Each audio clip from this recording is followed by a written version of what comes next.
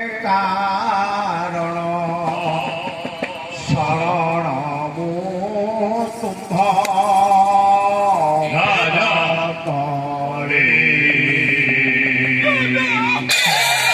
मान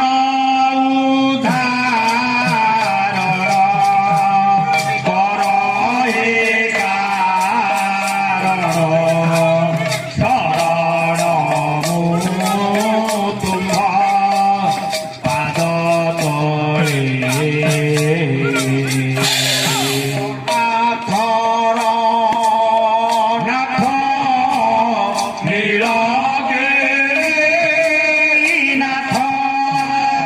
अनाथर नाथ नीलगिरी नाथ जगन्नाथ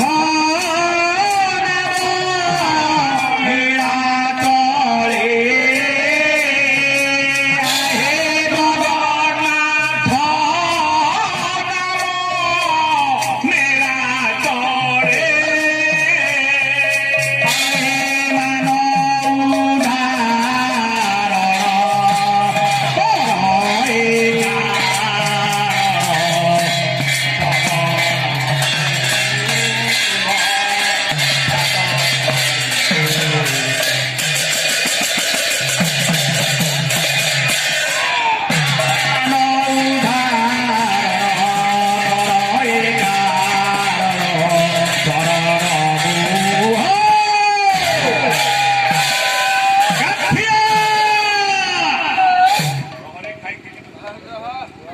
লেখিলে নম নীলাম্বর চন্দ্র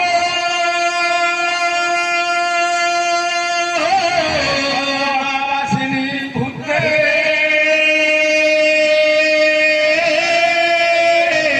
রাত্রি চরমে গায়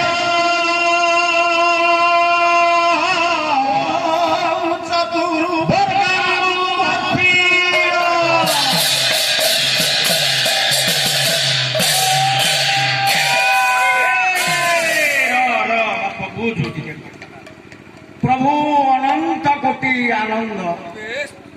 सचिदानंद आनंद कंद रासरसिक करुणा वरुणालय उपस्थित मोर आगंतुक भद्र व्यक्ति हृदय कुनाकुनी टुनाटुनी पुओ झील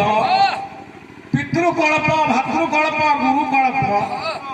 मोर परमार्चनिया ममतामयी कल्याणमयी माँ भौरी सर्वप्रथम सर्वाद मु जनता जनार्दन मने करी आउ ए पवित्र महामाटी आपणकर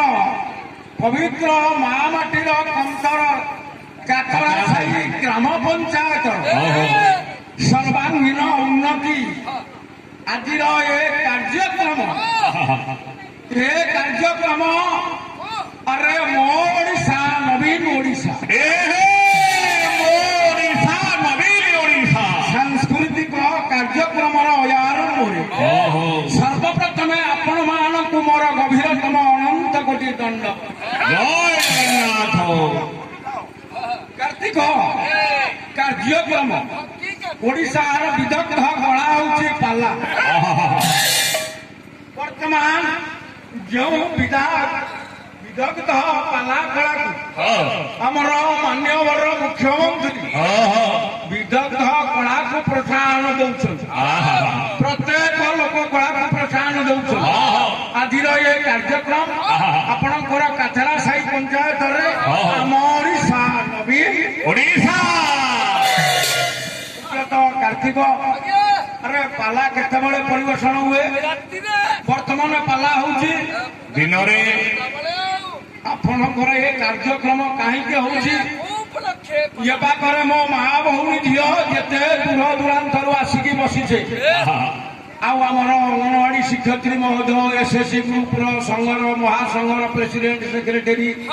तथा ये कार्यक्रम को आयोजन कर मोर अयोध्या सार सत्य सार पंचायत सरपंच महोदय आउ समिति महोदय आउ वार्ड मेंबर माने समस्त अनुरोध कार्यक्रम होची आम ओडिशा नवीन ओडिशा କାର୍ତ୍ତିକ ଆଉ ଯିଏ ଜଗତର ନାଥ ଜଗନ୍ନାଥ ଆଉ ଯାହାଙ୍କ ନିକଟରେ ଆମର ମାନ୍ୟବର ମୁଖ୍ୟମନ୍ତ୍ରୀ ମହୋଦୟ ମୋ ମା ମାନେ ମନରେ ରଖ ମା ଏ ଓଡ଼ିଶାରେ 4.5 କୋଟି ଜନତା ଆଉ ଯାହାଙ୍କୁ ସଦା ସର୍ବଦା ଆମର ପ୍ରିୟ ମୁଖ୍ୟମନ୍ତ୍ରୀ ଭାବିଛନ୍ତି ଇଏ ସବୁ 4.5 କୋଟି ଜନତା ମୋର ପୁଅ ଝିଅ ଆଉ ଯାହାଙ୍କ ପାଇଁ ଜଗନ୍ନାଥ କ୍ଷେତ୍ରରେ ଲୋକାର୍ପଣ ଉତ୍ସବ ପାଳନ କଲେ ଆମରି ମାନଙ୍କ ପାଇଁ ଆଜି ଆମେମାନେ ମା ବସିଛନ୍ତି ତାଙ୍କର ଏ 20 ବର୍ଷ ଶାସନ କାଳ ଭିତରେ ଆପଣ ମାନଙ୍କ ନିକଟରେ ଯୋଉ 15ଟି କାର୍ଯ୍ୟକ୍ରମ ଆଉ ଏ 15ଟି ଯୋଜନା ଭିତରେ ଆପଣଙ୍କର ଜନ୍ମ ଠାରୁ ମୃତ୍ୟୁ ପର୍ଯ୍ୟନ୍ତ ଆଜ୍ଞା ସମସ୍ତ କଥା ଗୋଟି ଗୋଟି କରିକି ମା କହିବି ଆପଣ ମାନେ ଧୀର ସ୍ଥିରରେ ବସନ୍ତୁ। ପ୍ରଥମ କାର୍ଯ୍ୟକ୍ରମ ଆପଣଙ୍କର 1ରେ ହଉଛି ମମତା ଯୋଜନା। ଆପଣଙ୍କର ମମତା ଯୋଜନାଟା କଣ? ଆରେ ମମତା କାହା ସହିତ କାହାର? ଆରେ ବାପ ପୁଅ ମା ପୁଅ ସ୍ୱାମୀ ସ୍ତ୍ରୀ ଆଉ ଭକ୍ତ ଭଗବାନ ରାଜା ଆଉ ପ୍ରଜା ଆଜି ଯେଉଁ ମମତା ଯୋଜନା ମା ଆମ ମାନଙ୍କ ପାଇଁ କରିଛନ୍ତି ଦେଖନ୍ତୁ ଆଜ୍ଞା ମଣିଷର ଜନ୍ମ ଠାରୁ ମୃତ୍ୟୁ ପର୍ଯ୍ୟନ୍ତ ଯୋଜନା ବର୍ତ୍ତମାନ ଯେଉଁ ବିପର୍ଯ୍ୟୟ ସବୁ ଘଟୁଛି ଆମେମାନେ କିପରି ଭଲରେ ରହିବା